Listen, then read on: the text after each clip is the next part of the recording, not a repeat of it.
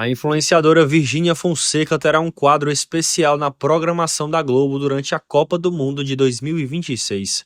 Segundo a coluna Outro Canal, da Folha, o projeto contará com o patrocínio de uma empresa de apostas esportivas, conhecida como Bet. O quadro será exibido ao longo da cobertura do Mundial e faz parte da estratégia da emissora para ampliar o alcance digital e atrair novos públicos durante o torneio.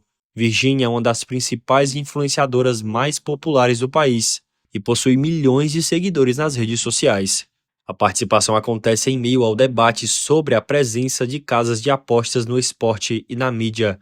A influenciadora também esteve recentemente no centro de discussões envolvendo o mercado de bets, tema que ganhou destaque nacional nos últimos meses.